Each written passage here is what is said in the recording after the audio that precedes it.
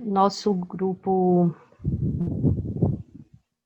a construção desse artigo, ele foi pensado como um artigo eminentemente teórico, mas para resguardar as nossas participações e os diálogos que nós travamos, para pensar aí a realidade brasileira e, sobretudo, tendo como eixo as reconfigurações da sociedade civil, nós optamos por um certo caminho para o esboço desse nosso artigo escrito a 8 mãos. Na verdade é isso, é um artigo escrito por 8 pessoas. Por isso nós tentamos dar um enfoque, e tentar, de certa forma, dividir metodologicamente entre nós. Então eu vou apresentar um pouco desse esboço, vou começar a contar aqui o meu tempo, de 10 minutos. Primeiramente, eu gostaria de agradecer a oportunidade de estar nessa partilha, nesse diálogo, a partir da pesquisa do PAPID. Então, vamos lá. O nosso texto tem um título provisório, Diálogos Gramscianos para Interpretar o Brasil, Reconfigurações da Sociedade Civil.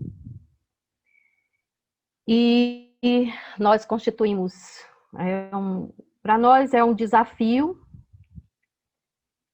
nesse colóquio virtual, intitulado Disputa da Sociedade Civil e Sociedade Política na Crise Orgânica da América Latina, Perspectivas Teóricas do Estado Integral. Desafio a que se lança o nosso grupo de pesquisadores, retomar a filosofia da praxis proposta nos escritos do filósofo italiano Antonio Gramsci para ler o Brasil contemporâneo, com enfoque na sua teoria ampliada do Estado, na perspectiva de compreender e interpretar as reconfigurações das dinâmicas da sociedade civil nesse país. Ressaltamos que trata-se de reflexões de caráter introdutório, tendo em vista que a nossa participação ela não estava prevista até umas 2 semanas atrás, de participação específica nesse colóquio. Então, nós estávamos pensando ainda com datas de janeiro. Nesse texto, nós optamos pelo caminho teórico-metodológico, inscrito na filosofia da praxis, mais especificamente na adoção do método materialista histórico dialético, a nos remetermos à abordagem teórico-histórica das particularidades da vida brasileira, para entender as dinâmicas da sociedade civil na contemporaneidade. Para tanto, nós construímos 2 momentos desse texto preliminar de reflexões críticas. Primeiro, que será abordado por mim e pela professora Elda. Consideramos importante explicitar os aspectos teórico-metodológicos do pensamento gramsciano, a nos direcionarmos à compreensão da categoria de sociedade civil, que implica fazê-lo na sua unidade de distinção com a categoria da sociedade política, constitutivas do Estado integral. Nessa tessitura, delineamos aspectos centrais da recepção e interpretação das ideias gramscianas na América Latina e no Brasil, no tocante à teoria ampliada do Estado. No segundo momento, que será desenvolvido e apresentado pelo professor Márcio Porto e pela professora Cristina Nobre, buscamos movimentar as categorias e conceitos e noções gramscianas pertinentes ao deciframento das dinâmicas da sociedade civil, focando no século XXI, perfazendo um caminho relacional entre teoria e história, a considerar 3 aspectos fundantes desta reflexão crítica: a noção de revolução passiva, as formações da burguesia e o estado de compromisso à brasileira, trazendo até o contexto do golpe de 2016. Nesse aspecto, dialogar também sobre a crise de hegemonia e crise orgânica e a estratégia da guerra de posição em diálogo com enquanto categorias gramscianas, que nós apresentaremos nesse momento preliminar. Estabelecemos uma interlocução crítica, portanto, com a produção original de Gramsci, bem como com seus principais intérpretes e outros autores do campo da teoria social crítica, que nos auxiliaram a melhor decifrar as particularidades da formação socio-histórica desse país.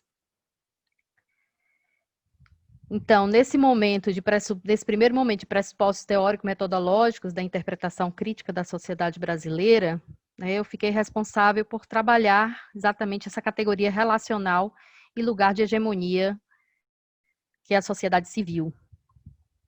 E aqui não vai dar para ler o texto todo, porque eu só tenho 10 minutos, né, para que pudesse viabilizar a participação dos outros 3 pesquisadores do nosso grupo. Eu vou falar das ideias centrais do pensamento gramsciano, né? Partindo aqui, o que implica destacar inicialmente que esse pensamento enfrenta os desafios teórico-históricos e as novas determinações ou contexto de sua época, em finais do século XIX e início do século XX, a demarcar, portanto, o condicionamento histórico do próprio conhecimento.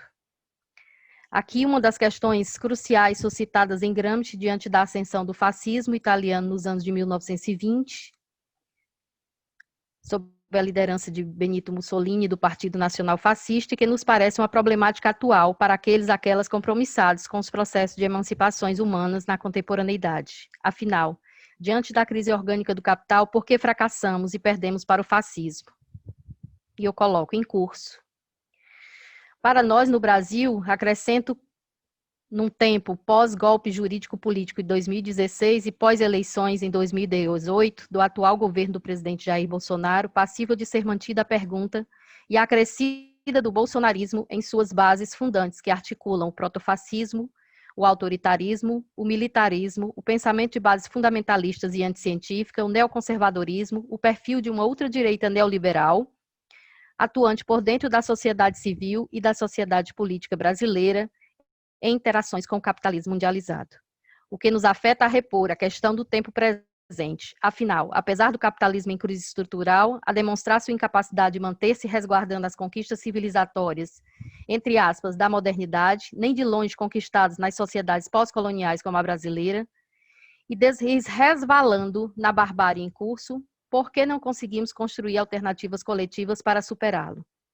Não temos a pretensão de responder a tais questionamentos nesse esboço preliminar do nosso artigo. Todavia, enfatizamos que as produções gramscianas nos incitam a fazer a crítica do presente, a olhar criteriosamente para as particularidades da vida brasileira e latino-americana, que serão abordadas em momentos subsequentes deste artigo.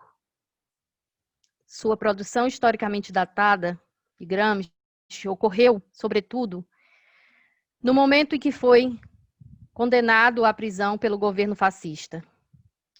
Movimento reacionário com base organizada de massa, como assim intitulou.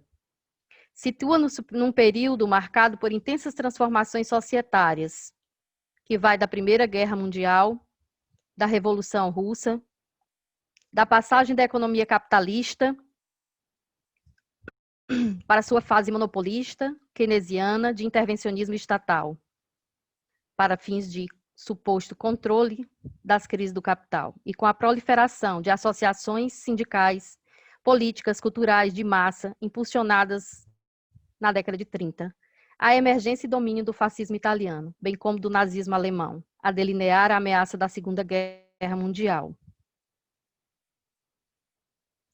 Sua obra mostra-se atual, sobretudo, enquanto filosofia da praxis, indispensável à leitura crítica e ao deciframento do presente. Nas palavras do filósofo, uma filosofia da praxis só pode apresentar-se inicialmente em atitude polêmica e crítica, como superação da maneira de pensar precedente e do pensamento concreto existente, ou mundo cultural existente, e, portanto, antes de tudo, como crítica do senso comum, e isto após basear-se sobre o senso comum para desmontar ou demonstrar que todos somos filósofos, e que não se trata de induzir, eis novo uma ciência na vida individual de todos, mas de inovar e tornar crítica uma atividade já existente e, posteriormente, como crítica da filosofia dos intelectuais, e que, enquanto individual, pode ser considerada como culminâncias de progresso do senso comum, pelo menos do senso comum de estratos mais cultos da sociedade e, através desses, também do senso comum popular. A filosofia da praxis, então, não busca manter os simples, entre aspas, na sua filosofia primitiva do senso comum, mas busca, ao contrário, conduzi-los a uma concepção de vida superior. Só um minuto. Se ele afirma a exigência do contato entre os intelectuais e os simples, é para forjar um bloco intelectual moral que torne politicamente possível um progresso intelectual de massa e não apenas de pequenos grupos intelectuais.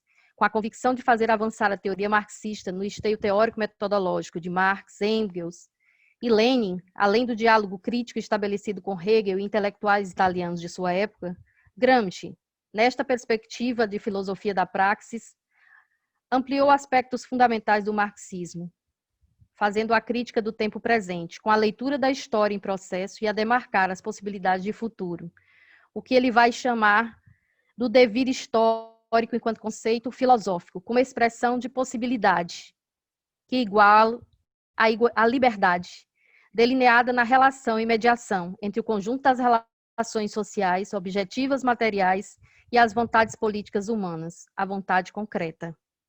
Importa destacar inicialmente a noção de homem ou de humano enquanto essencialmente político, contida nessa proposta, ao fazer a crítica à ideia de progresso moderno de sua época, ao afirmar que toda a época recente é decadente, e trazer o devir, a possibilidade enquanto liberdade humana na criação de outros modos de viver, de outra concepção de mundo, e no assumir a direção de sua vontade, individual ou coletiva, de participar ativamente, de maneira consciente e crítica, na produção da história do mundo, no campo da política, diz Gramsci. Aqui eu vou abreviar, né, uma citação que o Gramsci faz em relação a essa concepção de homem que ele traz. Então, abreviando, ele enfoca, além do homem como conjunto das relações sociais, o conjunto de suas condições de vida, mas também enquanto possibilidade. A possibilidade, segundo ele, não é a realidade, mas é também ela uma realidade, que o homem possa ou não fazer determinada coisa. Isso tem importância na avaliação daquilo que realmente se faz. Possibilidade quer dizer liberdade. A medida das liberdades entra no conceito de homem, trazido por Gramsci.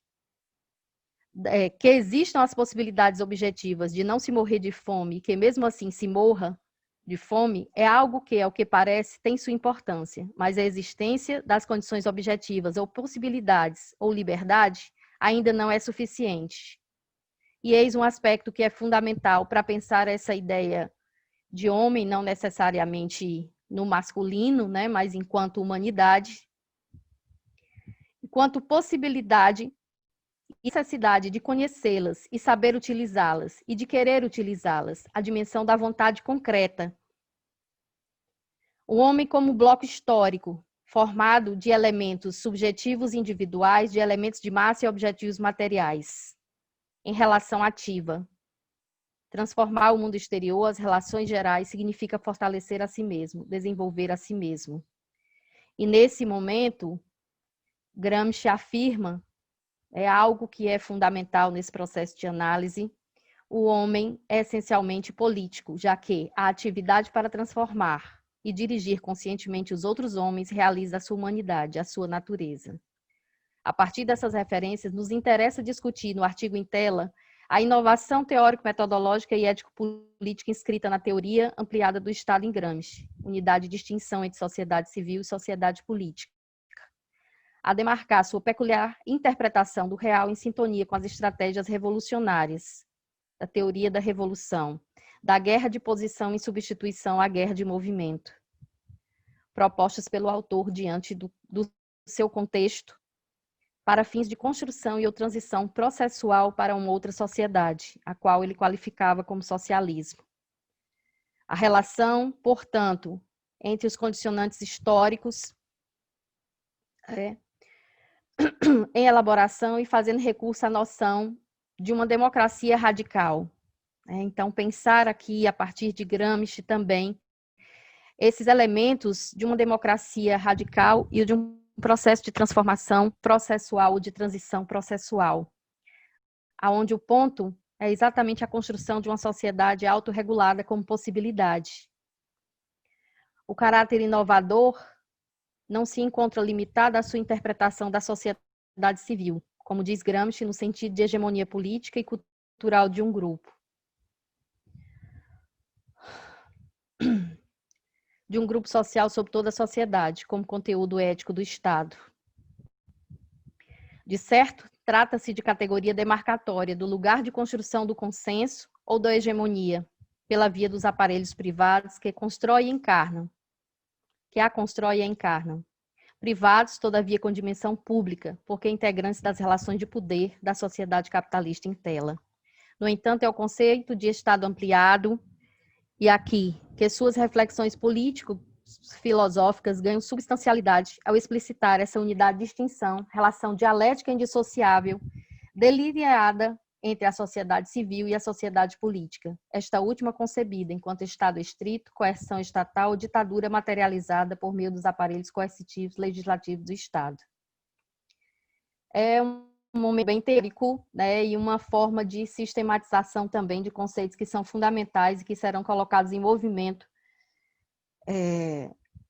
como essas lentes para o deciframento e leitura da realidade brasileira. Nessa interpretação, sociedade civil e sociedade política, a configurar o Estado ampliado, constituem as duas esferas da superestrutura da sociedade capitalista moderna. Em sentido correlato, Gramsci resguarda e reafirma o caráter de classe do Estado e a raiz de suas contradições e antagonismos intrínsecos orgânicos ao modo de produção e reprodução das relações sociais capitalistas em sua totalidade, conforme já explicitado nas produções de Marx, Engels e Lenin, na teoria marxista clássica de Estado. De fato, embora estejamos enfatizando esta análise acerca dessas esferas relacionais da superestrutura, salienta-se a perspectiva dialética de Gramsci a reconhecer e considerar em suas análises a estrutura econômica, o modo de produção capitalista, nas renovadas relações que se estabelecem entre economia e política. Portanto, Gramsci vem trazer aí um sistema triádico, conforme atesta Liguori, formado por economia, sociedade civil e Estado, onde a sociedade civil é essa mediação entre essas outras duas esferas.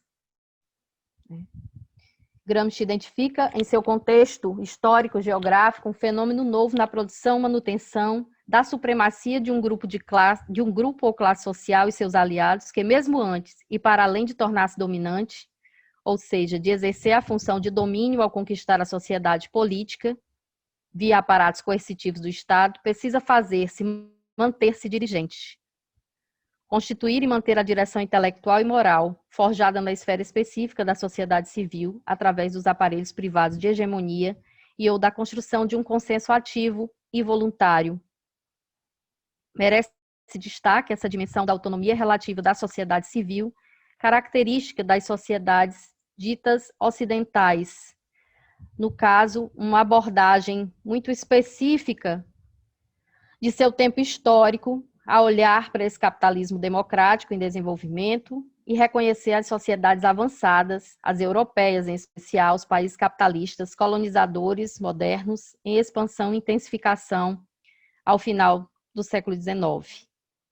Período marcado ainda pelos processos de socialização da política e de organização e participação social das massas, com amplo protagonismo político das classes e grupos sociais constituídos por sujeitos coletivos. Com destaque aqui aos sindicatos, associações culturais, civis, todo um conjunto, portanto, das instituições privadas que estão no campo da construção da hegemonia na sociedade civil.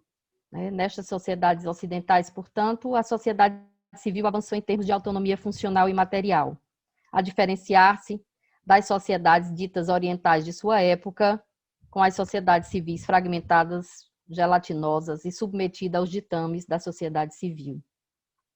Eu vou pular aqui uma parte, porque desta feita, é função de hegemonia, construção do consensativo e de direção política e ideológica construída por determinada classe social em alianças políticas que demarca essa moderna sociedade civil, tornada a mediação necessária entre a base econômica e o Estado em sentido restrito. Portanto, a sociedade civil torna-se, nesta análise, palco significativo da batalha político-cultural e ideológica para garantir a hegemonia da classe que se pretende assumir a supremacia em determinada sociedade, a construir, portanto, um novo bloco histórico capaz de alcançar tal objetivo. As disputas, lutas político-culturais dessa esfera são travadas entre as classes sociais fundamentais, capitalistas e trabalhadores, e seus respectivos grupos aliados. Foi preocupação fundamental de Gramsci pensar as possibilidades, liberdades, vontade coletiva das classes grupos subalternos participarem qualitativamente dessas lutas, disputas político-culturais, na construção de uma outra hegemonia ou hegemonia alternativa, tecida por dentro e a partir da sociedade civil, na perspectiva de conquistar espaços e dar a direção intelectual e moral, demarcar consenso ativo. Vixe, gente, desculpa, passei do tempo, né? Então, eu vou objetivar aqui. Então, dentro dessa perspectiva, né, de construção de uma outra hegemonia, né, se coloca também para o Gramsci o desafio de pensar essa outra cultura. Esse é um aspecto que eu considero interessante de ser observado, né, quando nós estamos fazendo a leitura ou deciframento da realidade brasileira. Criar uma nova cultura significa, sobretudo, difundir verdades já descobertas, socializá-las, transformá-las em base de ações vitais. Essa nova cultura significa uma coerente, unitária e nacionalmente difundida concepção de vida e de homem. Um modo de viver, uma dimensão ética, uma conduta civil e individual. Outros aspectos são trazidos pelo Gramsci em problemas culturais. E o que eu vou enfocar aqui, né, eu fiz ainda uma discussão sobre essa concepção política, né, concepção de política hegemonia, enquanto ação política prática de construção e movimento constante na esfera da sociedade civil, na busca dessa supremacia e rumo à direção intelectual e moral, antes, durante e mesmo após a conquista do Estado em sentido restrito. Para nós, essa passagem, essa transição, ela vai ser fundamental no processo educativo das classes subalternas.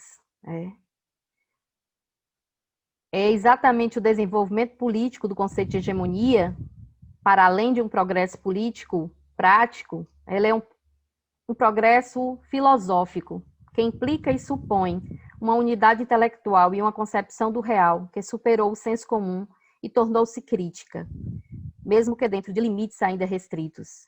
Eis o lugar de desafio e produção dos nomeados novos intelectuais, em seus vínculos orgânicos com grupos e classes sociais com os quais se identificam ou deles emergem. Trata-se, portanto, de estabelecer uma relação entre filosofia e o senso comum. E no desafio dessas aproximações sistemáticas, as formas contemporâneas de saberes e práticas político-educativos, de suas concepções de mundo, de modos de vida, desenvolvidos pelos sujeitos coletivos, que emergem, que são vinculados às classes capitalistas e subalternas. A olhar para as especificidades do Brasil, e pensá-lo, portanto, na inserção do sistema mundo do capital colonial moderno, na versão do Grossfogel. Nesses moldes, afirmamos que nosso diálogo com o pensamento gramsciano se faz na perspectiva enunciada de Lukács, ao afirmar que a única ortodoxia relativa ao marxismo diz respeito ao método, o materialismo histórico dialético, ou na expressão do próprio Gramsci, a filosofia da praxis. O segundo momento dessa discussão é exatamente tentar apreender de que forma esses conceitos que são fundamentais em Gramsci e também para o nosso texto, para a nossa reflexão teórico-metodológica e política, como é que eles foram apreendidos na realidade latino-americana e brasileira. E aí a professora Elda dará prosseguimento a esse diálogo, foi uma divisão metodológica, digamos assim, e para exposição também, para que nós possamos pensar a partir dessas categorias e no diálogo crítico com outros autores que foram incorporados pelos 4 pesquisadores, pensar a sociedade brasileira a partir da sua formação sociohistórica e pensando os seus eixos estruturantes. E aí, lançando um olhar rigoroso e criterioso para a própria formação da burguesia brasileira e para o estabelecimento de um estado de compromisso e pensando como isso vem sendo desenvolvido, né, em termos de Brasil. Enfim, eu agradeço a oportunidade e ratifico que o nosso artigo ele está em processo de construção e suscetível a novos caminhos e novas complementações. Muito obrigada. Eu gostaria, né, de ser muito sucinta aqui, porque ainda tem 2 colegas para falar, tá certo? Então, eu vou pedir inicialmente desculpas, porque a gente vai ter que reduzir um pouco aqui, né? E, ao mesmo tempo, já falando que a Leila acabou de comentar, né? Nós fizemos um recorte metodológico e nesse texto me coube uma parte sobre a aplicação do pensamento gramsciano ou a apreensão dos conceitos gramscianos pelos sujeitos sociais na América Latina e, sobretudo, no Brasil, que é o nosso locus privilegiado. Então, a gente pegou, basicamente, 3 eixos analíticos aqui, nesse aspecto, que é o início da difusão do pensamento de Gramsci na América Latina, e, posteriormente, nós pegamos as interpretações de Gramsci por alguns autores e, em seguida, observamos como se deram as aplicações aqui na América Latina e também no Brasil, né? Desculpem, eu esqueci de dar boa tarde, já estou aqui no Brasil, já é tarde. Boa tarde a todos e todas, né? E dizer que é um prazer estar participando desse momento de debate, né? Um debate muito rico.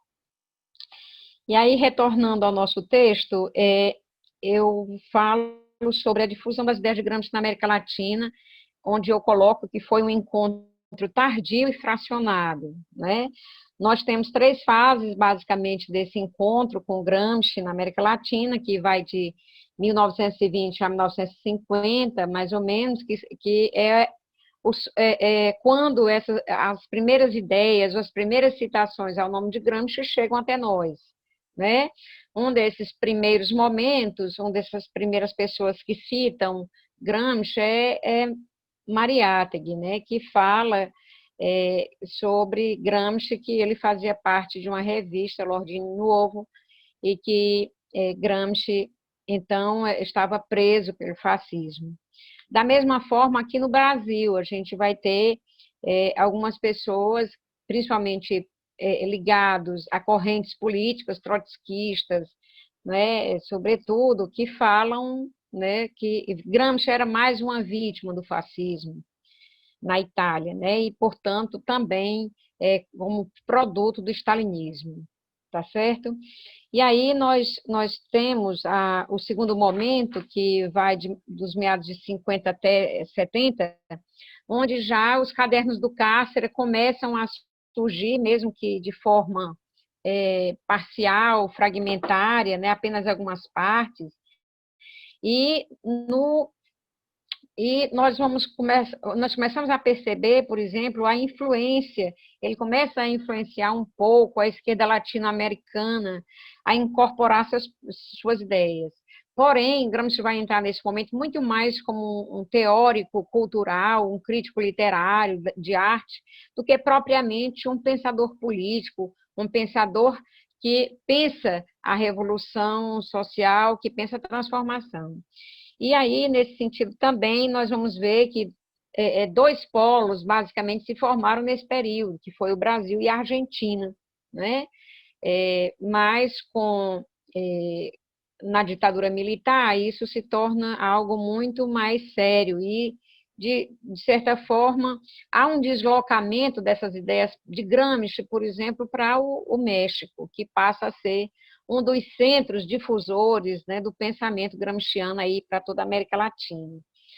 Na Argentina, basicamente, nós temos o pensamento de dois autores, basicamente, que viveram lá ligados aos partidos comunistas, ao Partido Comunista da Argentina, que foi José Aricó, Portantiero, né, e outros pensadores. Né?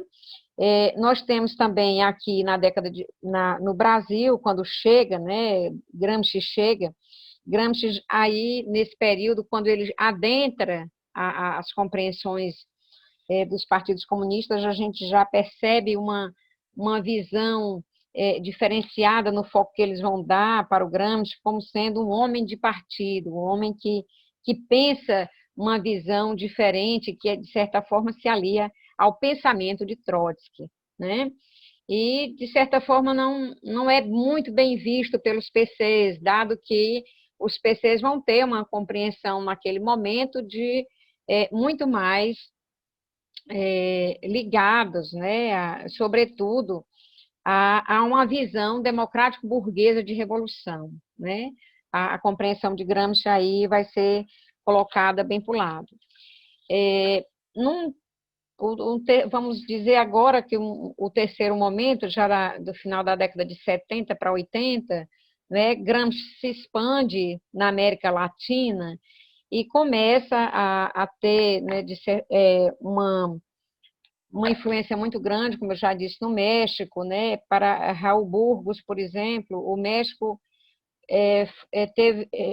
teve uma ressonância, um lugar privilegiado de observação, estudo e discussão dos processos em marcha nas sociedades latino-americanas, em suas universidades e institutos de investigação. Né? México ocupou, ao mesmo tempo, um lugar destacado da publicação e dos textos vinculados à cultura socialista e do marxismo em particular.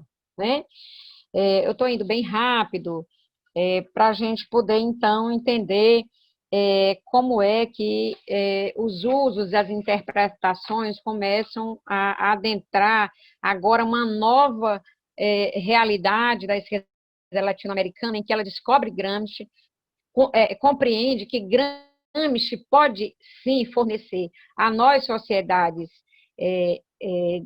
capitalistas, né, com inserção dependente e atrasadas do capitalismo mundial, começa a entender que Gramsci é importante para essas realidades. Né?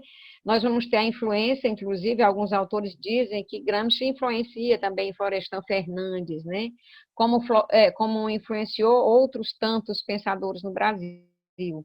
Mas, sobretudo, Gramsci influencia autores como Marco Aurélio Nogueira, Carlos Nelson Coutinho, que passam, né, a ter o referencial gramsciano para analisar todas as suas concepções, passam a compreender as concepções de Gramsci digamos assim, a influenciar a esquerda, notadamente o Partido dos Trabalhadores aqui no Brasil, que passou a ser influenciado pelo arsenal teórico de Gramsci, trazido pela ótica de Carlos Nelson Coutinho, né?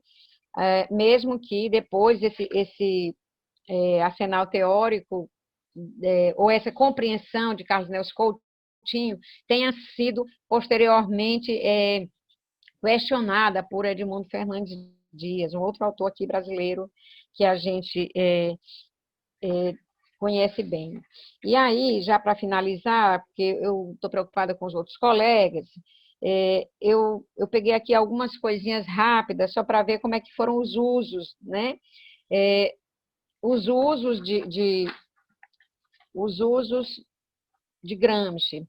Eu peguei uma citação de Marco Aurélio Nogueira que diz o seguinte: Gramsci foi rapidamente difundido no Brasil, mas acabou por funcionar como um meio para o estabelecimento de um descompromissado flerte com o marxismo e para emprestar autoridade às ideias mais estranhas, regra geral arquitetadas, a partir de uma operação preocupada em manipular as categorias gramscianas, como se tratasse da peça de um Pulitzer cuja resolução pouco interessava. Seu pensamento terminou assim por ser reduzido a conceitos desvinculados de qualquer dimensão doutrinária. Seu pensamento terminou assim por ser reduzido a conceitos desvinculados de qualquer dimensão doutrinária mais abrangente e, sobretudo, separado, ok, 2 minutos, separado da perspectiva de transformação socialista e da particular teoria do Estado que fazem que Gramsci um ponto de inflexão da história do marxismo e do movimento operário. É interessante que a gente observe que também Gramsci, por exemplo, foi muito utilizado e é utilizado em algumas das suas categorias são importantes, em especial para esse nosso estudo.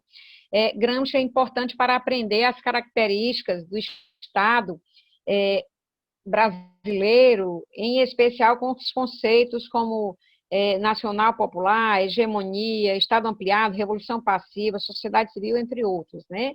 E termino aqui com a frase de José Aricó, que dizia que Gramsci é hoje parte da cultura latino-americana, a tal ponto que suas categorias de análise atravessam o discurso teórico das ciências sociais, dos historiadores, dos críticos e dos intelectuais em geral, e estão, via de regra, de modo até abusivo, presentes na linguagem cotidiana das forças políticas de esquerda ou democráticas.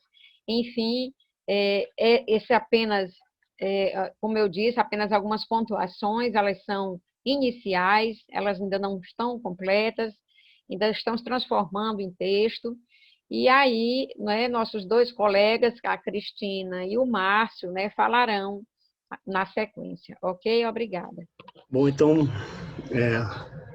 boa tarde, final de dia aí, né? Já estamos em meio-dia no México, boa tarde no Brasil. A parte que me coube neste latifúndio intelectual aqui foi falar um pouco sobre a Revolução Passiva no Brasil como categoria fundamental para a interpretação teórico-histórica. Né? Então, o que pretendo desenvolver, né, no artigo que deveremos entregar em janeiro, né, nesse subitem relativo à Revolução Passiva, é refletir como essa categoria de Revolução Passiva, em princípio, um paradoxo, né, é desenvolvida por Gramsci, baseado na retomada do conceito originalmente construído pelo historiador napolitano do século XIX, Vincenzo Cuoco. Javier Mena e Dora Canucci, na obra La Revolución Pasiva, uma leitura a los cuadernos de la cárcel, publicado no México pela Universidade Autônoma de Puebla, em 1985, designam revolução passiva de maneira mais ampla como, aspas, a formação, consolidação e defesa do bloco histórico da sociedade capitalista. Fecha.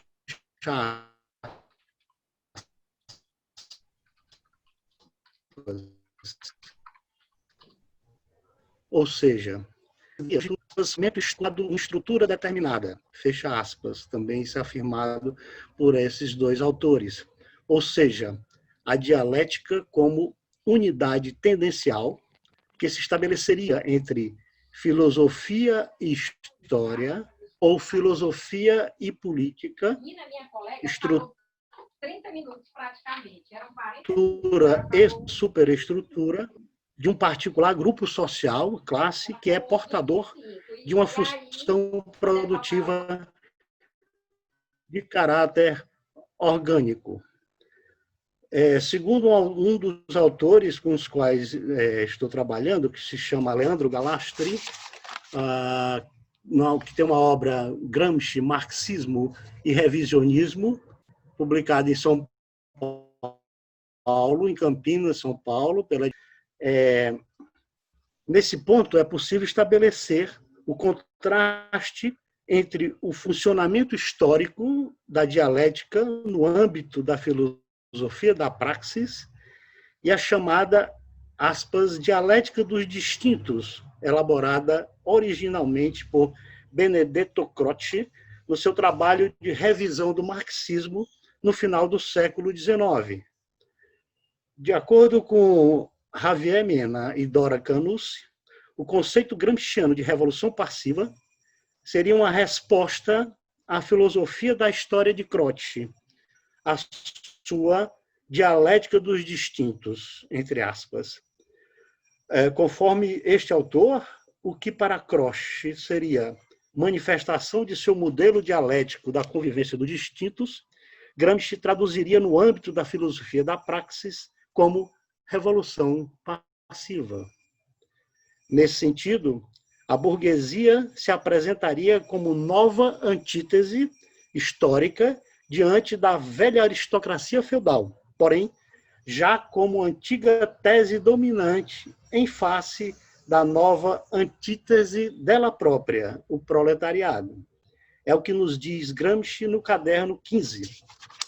Pode-se aplicar ao conceito de revolução passiva e pode-se documentar no Risorgimento italiano o critério interpretativo das modificações moleculares que, em realidade, modificam progressivamente a composição precedente das forças, tornando-se, então, matrizes de novas modificações. Portanto, Gramsci ressalta que, nesse caso, não há revolução jacobina movida pela oposição de camadas sociais opostas e interesses materiais. O que se verifica é a absorção de parte dessas camadas sociais e suas reivindicações sob a hegemonia de uma nova classe dominante, a burguesia, que deflagra a construção de seu bloco histórico, evitando o paradigma jacobino, que seria da inclusão das massas e de edificação de um novo tipo de Estado. Gallastre ressalta que a exclusão passiva das massas da vida política se daria pela absorção, ou melhor, pela desagregação de seu movimento político, econômico e filosófico, pelo caminho do transformismo, difundindo entre as massas a hegemonia política da burguesia. A dialética dos distintos de Croce retiraria todo o movimento potencialmente revolucionário presente na própria dialética dos opostos de Hegel. No modelo histórico do processo de revolução passiva, analisado por Gramsci, isto é, o ressurgimento, a nova classe dominante, no âmbito das relações de forças sociais, no momento histórico de transição de um modelo agrário-feudal para um modelo urbano-burguês, não teria força suficiente para superar as instituições aristocráticas enquanto antítese que seria delas. No entanto, assim agindo, impede sua própria superação enquanto tese perante a antítese formada pelo conjunto massas-proletariado. Não destruindo por completo a estrutura de produção anterior à sua própria, a estrutura burguesa preserva-se de seu próprio aniquilamento, evitando o embate direto com o que seria sua antítese. Dessa forma, surgiria um movimento conservador, descendente com reformas que visariam a fundação do Estado Nacional, com a exclusão da participação das massas, que seria ao mesmo tempo um movimento molecular, o transformismo, voltado para a conservação dos interesses das velhas classes. A questão central sobre a qual se pretende refletir, e pretende nesse caso, é se a categoria de revolução passiva pode ser útil no objetivo de compreender, transformar o mundo nessas primeiras décadas do século XXI. Buscar responder a essa indagação implica a identificação do significado ou significados que Gramsci atribuiu a essa categoria teórica. Precisa refletir sobre a origem e significado da categoria de revolução passiva, como um dos grandes problemas que Gramsci se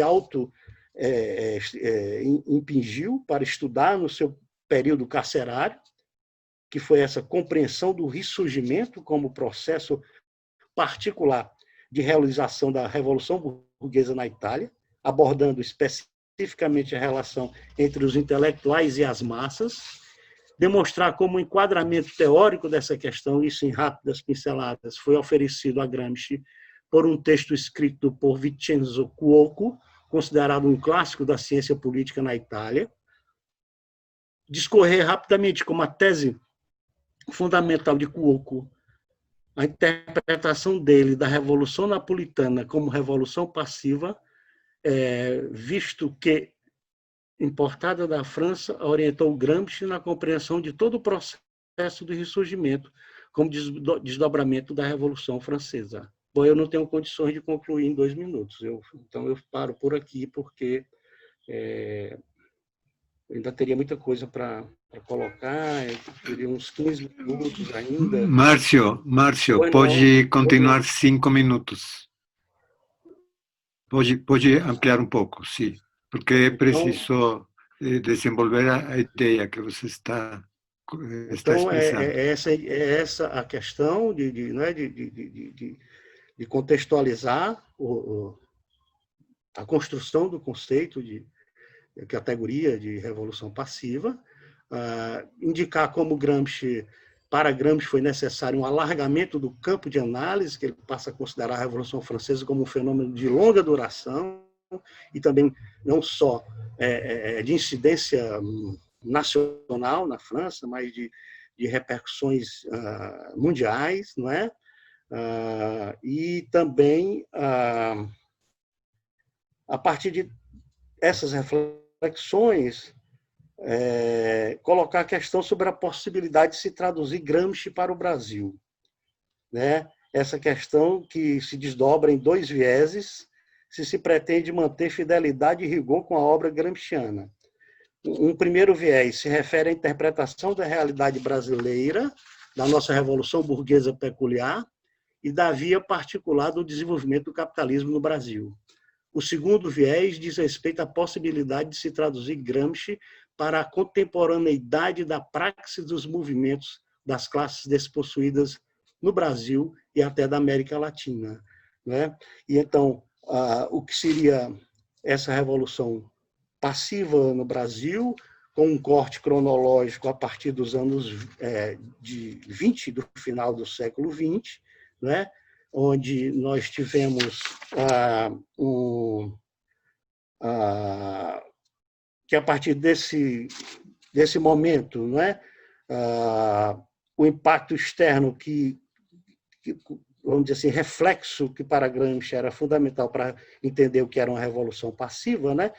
Que reverberou fortemente sobre as forças sociais internas no Brasil foi o imperialismo norte-americano, ou na melhor acepção de Gramsci, o americanismo-fordismo, trabalhado por ele como um fenômeno particular de revolução passiva, né? Os Estados Unidos galgaram rapidamente a posição de novo núcleo do imperialismo capitalista e se apresentaram como paradigma para a burguesia de diversas partes do mundo, incluindo o Brasil e a Itália, né?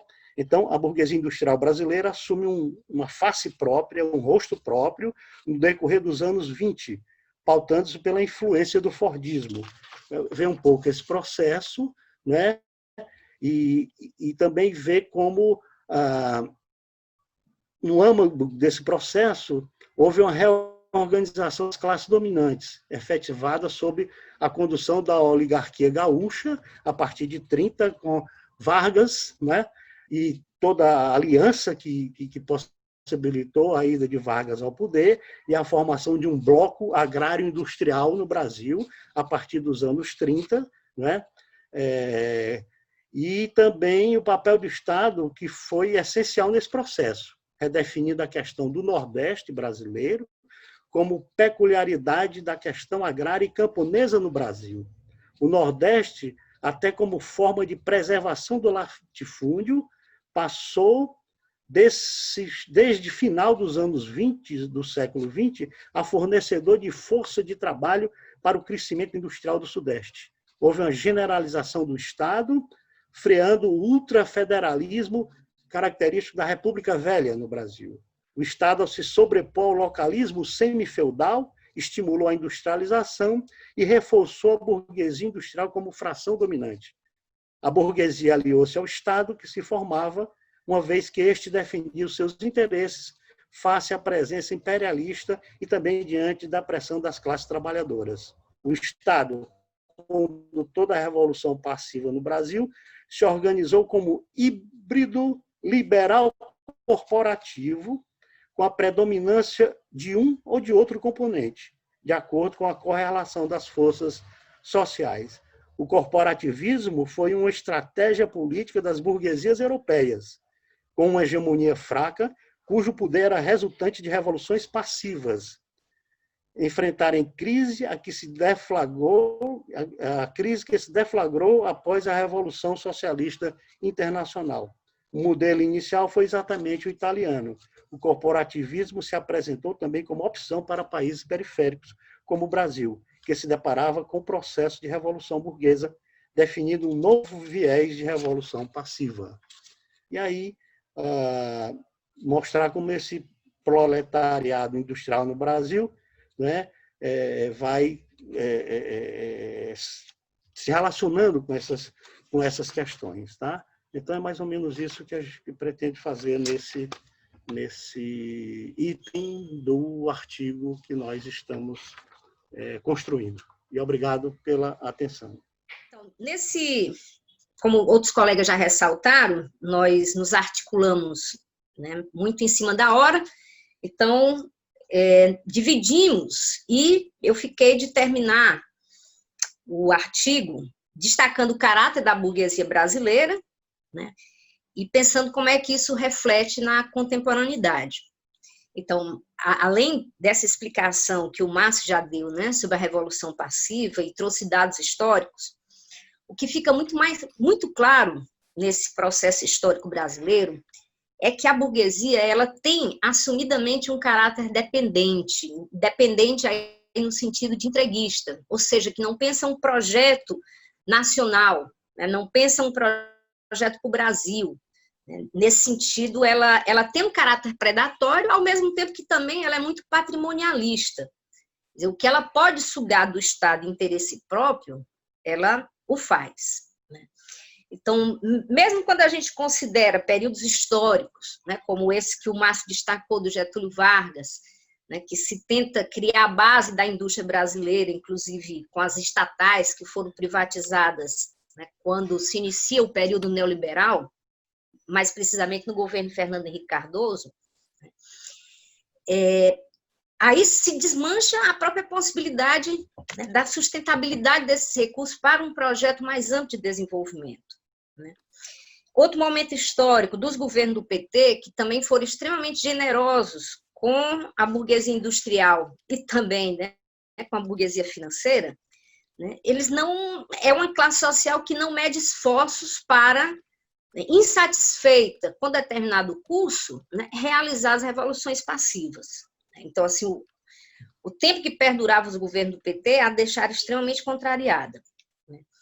Aí isso é interessante, porque mesmo quando o Gramsci diz assim, esse caráter dependente e entreguista da nossa burguesia, mesmo quando o Gramsci diz no caderno 6, né, parágrafo 125, que toda classe dominante nacional está mais próxima das outras classes dominantes, como cultura e costume, do que com as classes subalternas entre si, isso não deixa de nos chamar a atenção esse caráter predatório. Nessa relação também com a sociedade, a burguesia ela alimenta muito, na sua hegemonia cultural, um moralismo que é muito bem aceito pela classe média, no sentido, né, é um moralismo porque uma classe que se apodera, né, descaradamente dos recursos públicos, ela gosta de construir discursos contra a corrupção. Em vários momentos de crise da sociedade brasileira, as lideranças políticas que estavam à frente do processo foram acusadas de corrupção, como o próprio Getúlio Vargas, o Juscelino Kubitschek, e todo o golpe que se construiu em torno do PT, né, como um partido corrupto, assim como o próprio presidente Lula, enquanto a liderança máxima desse partido. né? Ao mesmo tempo, o PT cai nessa armadilha, né? E acabou criando uma legislação que permite muito bem, né, o próprio golpe. Por exemplo, a lei da ficha suja, que acabou inviabilizando a participação do presidente Lula no processo eleitoral, mesmo estando preso, né? Mas também toda uma legislação, né, que leva o próprio presidente para a prisão, né? E a pretensão da burguesia era, de fato, tirar o PT do espaço nacional, quer dizer, erradicar o PT como partido.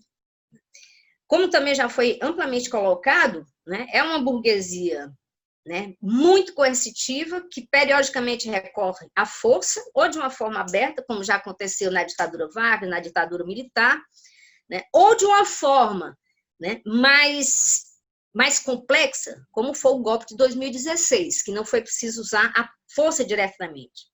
E tudo isso se fez em nome de dar prosseguimento de uma forma mais intensa ao projeto neoliberal. Tanto é que as primeiras medidas pós o golpe foram exatamente as reformas trabalhistas, né, em seguida a reforma previdenciária, e segue-se realizando uma série de cortes em termos das políticas sociais, de recursos para as políticas sociais. Enfim, o que nós queríamos destacar também é que há, né, lembrando o Gramsci, uma demagogia posta nessa ação política da burguesia, né, no sentido de movimentar as massas e suas paixões. E aí, nesse sentido, essa dimensão da corrupção, né, ela, de fato, muito, muito aceita pela classe média, mas também teve uma extensão forte na sociedade. E isso tem que ser considerado como uma das bases para o golpe de 2016. Né? Nós vamos ter, nessa democracia brasileira, por mais que, né, pós a ditadura e a construção da Constituição de 1988, né, foi havendo, de um modo crescente, uma série de perdas de direitos no âmbito da Constituição. Isso também impacta do ponto de vista dos direitos políticos, né? O que aí, como eu ressatei, o próprio grupo do PT, ele cai nas armadilhas de criar uma legislação extremamente perigosa. Mas aí eu acho que é esses elementos que me instiga ainda a pesquisar até que ponto o Estado Nacional, né, ele ainda pode ser considerado, o Estado Nacional brasileiro, um Estado de compromisso. Ou seja, como a burguesia agrária, como a burguesia brasileira, ela vem do setor agrário, né, ela também o faz numa aliança com o setor agrário mais estritamente. Né? Hoje a burguesia ela se confunde com o agronegócio, né? Continua presa a essas relações e que no campo da política eleitoral ela se reflete, né, numa longa capacidade de grupos, em especial grupos familiares, se manterem no poder, né, como verdadeiras oligarquias.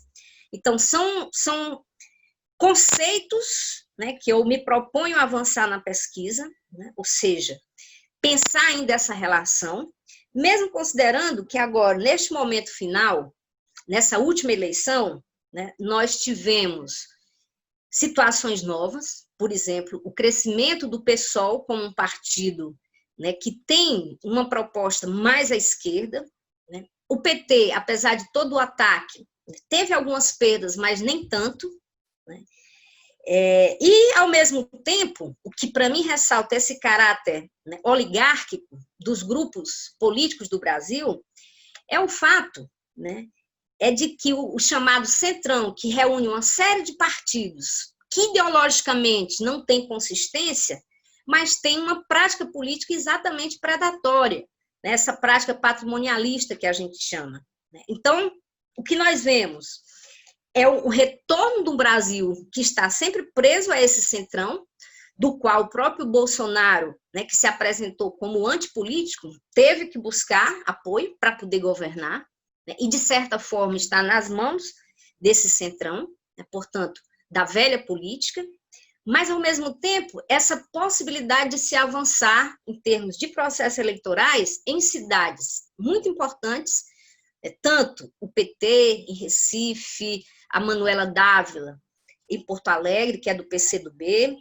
e, né, com mais esperança ainda, o PSOL com o Boulos. Portanto, nós estamos, né, num processo político em que o bolsonarismo se enfraquece, né, mas, ao mesmo tempo, as velhas oligarquias, os velhos grupos oligárquicos mostram sua força nas eleições municipais, né, e o PT, ainda como partido maior da esquerda, né, ainda patina um pouco sobre o rumo do Brasil.